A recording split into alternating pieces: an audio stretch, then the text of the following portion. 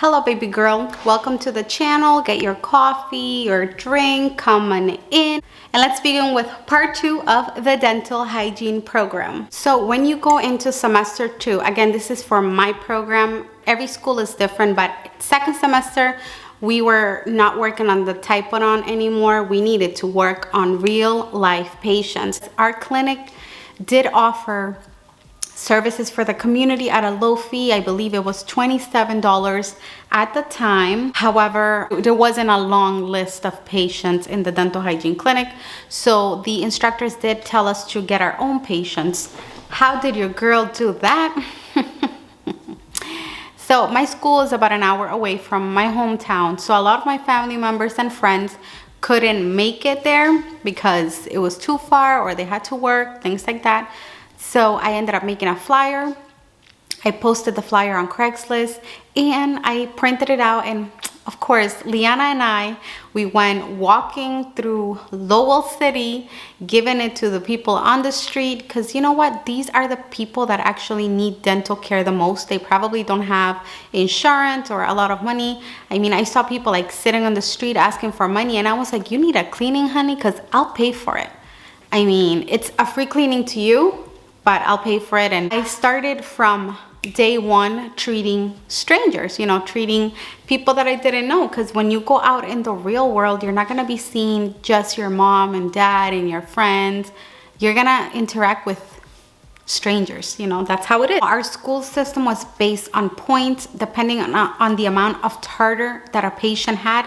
The more tartar, the more points. So because I was getting people from the street, people that really needed a cleaning, most of my patients were 4-point patients. I think that was the most that you could get, 4 points. The problem was, in my school, I was advertising free cleanings and I wrote Middlesex Community College, which got me in trouble, and I got called to the office in hygiene school. They told me, please remove that post because people are calling here saying that we're doing free cleanings and we are not. You shouldn't even be offering free cleanings because you are doing a service. But I was so desperate, and in my mind, I'm like, I need to graduate. I need to get through this semester. I need to have patients in my chair. If I don't have patients in my chair, I don't get my points. If I don't get my points, I don't pass. Okay, I'll edit the post and I won't say the school, and I'll say that I'll pay for the cleaning, like I'll reword it, but I'm like, I'm not gonna not post it because I need to get my patients. They were worried because Craigslist isn't like a trustworthy website. And the other thing that I did that I know a lot of you guys are not gonna approve of, some other people on Craigslist will call me on a neighboring city like Lawrence. Some of them were like Spanish people. I'm Hispanic, so you know, and they were telling me like, my dad really wants to go and get the cleaning, but there's nobody to drive him because I work, you know, can you go pick him up? I did, guys. I went to pick the patients up. We had like an hour break before clinic. I would drive down Lowell, eat my bean sandwich or whatever food I had in the car, eat it on the way there, and I would tell my friends, I'm gonna go to this house, I'm gonna pick up this person. And throughout the whole ride, I would call my husband on the phone and say, hey, I'm picking up, you know, so-and-so. My husband didn't agree with it either. He just didn't feel like it was safe. But I just prayed and I trusted in God. I'm like, you know what, it's gonna be fine. All my patients were amazing. I have nothing bad to say except great things. They were very respectful. They were there for me. It's just that they didn't have the means to get there. And these are obstacles that we learn in hygiene school. What are the things that are keeping patients away from the dentist? A lot of the time is transportation, finances, language barriers. So there's a lot of things, and I was just glad to be able to help somebody. Yes, I spent a lot of money paying the $27 fees, and my beautiful Noni, the secretary, she was always like, oh, this girl, like, you really shouldn't pay for it. You're a college student. She's a sweetheart and I love her. That's how I found my patients, going to the streets of Lowell, handing out flyers, posting things on Craigslist. In the dental hygiene program, you have to not only get a certain amount of points every semester, but you also have to pass what we call case exams, which are patients where, you know, we have to pass, like, let's say how to explore or how to probe. If we don't pass our case exam, we cannot pass our semester. But the good thing is if we fail, we can retake it. Patients, like for example, you need a child, and then you'll be able to do that case exam. It was spring break for the kids, and I ended up asking a certain person if I could borrow her 3 children, because I said if I don't pass my case exam in the morning session, I'm gonna retake it in the afternoon, but I need to get these case exams done because you know what? This is when they have off from school. So I ended up talking to them, and they said, yes, you can have the kids, blah, blah, blah. When I came, guys, literally on Tuesday, and clinic was on Thursday, to tell them, hey, can you fill the medical history form? I'm gonna pick them up on Thursday. They backed out on me. They were like, oh no, when are you gonna pick them up? And I said, oh, I have to pick them up at like 6:30 in the morning because I have school like 8 o'clock and it takes me a long way. We're gonna probably have breakfast, whatever. And they were like, oh no, like the girls, they don't like to wake up early. I was like, you serious? Like, you're messing with me and my school graduation. I don't even know how I was like not crying right there. And then I was like almost begging, like, please, I really need it. And then they were like, oh, what time are you gonna bring them back? And I'm like 6 o'clock at night. It's like a whole day. But I'm gonna be there with them the whole time, and I'm gonna, give them lunch and feed them breakfast, and I'll drop them right off. And they were like, no, I'm sorry, we can't let you borrow the kids, blah, blah, blah. I literally got out of the car and I started crying, and I called my husband's always my go-to person, poor guy. Literally called my husband crying. I'm like, they didn't let me borrow the kids, and I literally have clinic in like 2 days. Like, how am I gonna pass my case exams? Who in their right mind is gonna take the kids from school and give it to me to pass? I was like a mess. I was a train wreck. I was so disappointed because I don't ask a lot from these people. I don't ask for favors. I don't ask for money. Like, this is the one time that I really needed you to be there for me, and you didn't come through. So I was like very upset about it.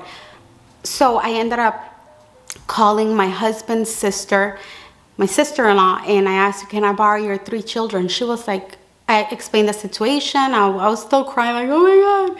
And she was like, absolutely, you can take them. I was so happy that my sister-in-law did that for me. Like, shout out to you, baby girl. I love you for that.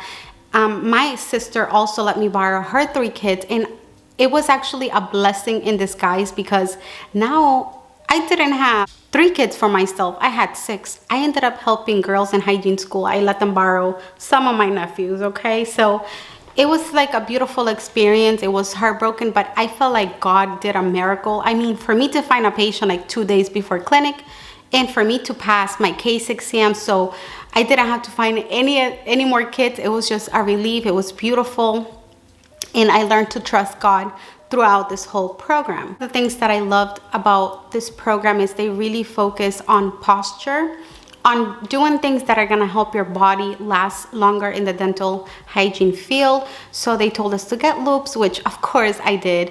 Taught us how to sit up straight and how to keep an ergonomic position. They were so into pre-screenings. Doing the blood pressures was like a must.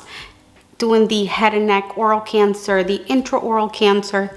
And let me tell you something about that, okay? Like, I am so grateful for Middlesex Community College for teaching me all those things, for my professors. I have found 4 cases of cancer in my clinic. Okay, I've been out since 2016. That's when I graduated. And I have found 4 cases of cancer on my patients. Can you believe that? Like, as a hygienist, we're not only gonna be cleaning teeth, okay? We're like helping these patients with their systemic diseases by keeping their teeth clean. But we can also be saving somebody's life by doing the cancer screenings, doing the blood pressure screenings. So if you're not out practicing yet and you're a student, make sure you learn these things, and you're always on the lookout. And you're not gonna learn that all in hygiene school, okay? This you're gonna get through work and experience. But that is so important for us to do as clinicians, to learn all these things, to be on top of them, because that could save somebody's life, okay? And you wanna treat your patients like you would treat your family members and your friends. Talk about a miracle that happened in hygiene school. I had a patient that had canceled on me before, and she was my case exam. She was all I had at the time. I didn't have anybody else that fit into the guidelines. And the day of the case exam, she decides to cancel on me. I was like, listen, this is not a regular cleaning appointment. Are you sure you can't make it? It's so important to me. And she's like, yeah, I'm sorry. I won't be able to go. I apologize. That broke my heart, okay? And I remember going into the medical history record room where we had all the charts, and I started pulling charts to see who needed a dental cleaning, who would be willing to come. And I remember like not finding anybody, and I called one person. Let me tell you guys, when I was looking through the charts, my eyes were so watery because case exams in hygiene school are so important. Like, you need to pass this in order to get through the next semester. So I was like, I couldn't even read the charts because my eyes were so filled with water. And I remember having a chart in my hand, and I broke down, and I was so upset. And I remember crying, and I just said to God, I was like, this can't be, Lord. This can't be that. I am your daughter. I believe in you. I trust you. And I don't have my case exam. And all these other girls, I'm sorry, girls from hygiene school, I'm like, a lot of them didn't believe in God. So I was like, it cannot be that I'm your daughter and I'm not going to pass my case exam, and I'm not going to get to my next semester because I don't have a patient. And all these other girls, like, all of them had their case exam. I'm like, this cannot be. It cannot be. And I started crying. Oh my God, it makes me want to cry. Like, because I'm sorry, guys. I just feel like I've seen the hand of God on my life when I was going through the dental hygiene program. So thank you, Lord, for that. And you guys won't believe it. So I called this older guy. He was like 76-year-old. He wouldn't qualify to be my case exam because he had a lot of missing teeth and denture, like a upper denture or something like that. So I called him anyways to show my professors that I wasn't gonna give up and I was gonna have somebody in the chair. The guy arrives, he sits on my chairs. You guys, the lights went out in the school. The electricity went out. And you know, as hygienists, we need to have our units on or we can't do it. So we ended up leaving, going outside and waiting. We waited for like 15 minutes. They weren't sure if the lights were gonna go up or not, or if the electricity was gonna come back or not. And I remember this guy, I've never met him before. He was like an American guy. He had all white hair, and he put his hand on my shoulder and he was like, everything's gonna be okay. You're gonna pass. Leave everything in God's hands. I will never forget that. And I was like, oh my God, is this guy an angel or is he a real human? Like, what is going on? And then the instructors announced, like right after he said that, the instructors announced, guys, unfortunately, we're not gonna be able to stay. We're gonna send everybody home. You guys have to find a new case exam patient, because I guess that we could cheat if we started seeing our case exam. So I felt bad because a lot of my classmates had to get a new patient. And of course, I would never do it with those intentions. But my prayer was so like real at the time, you know what I mean? And I cannot believe the electricity went out. We were sent home. And then later on, I think like the next week, we were able to do the case exams again. And I had my case exam patient and I passed it. I mean, if you don't think that's a miracle, I mean that you can have your belief and that's okay. But I know it was my father's hand in hygiene school, okay? Like, he had my back, you guys. He had my back. I hope you guys enjoyed this vlog. Please comment, you know, let me know any video ideas that you guys want me to do, any questions that you guys have. And let me know if you're thinking of applying to the dental hygiene program or if you're currently in the dental hygiene program, okay? Shout out to you guys. Power to you. Hygiene power, baby G. Have a great one. Bye.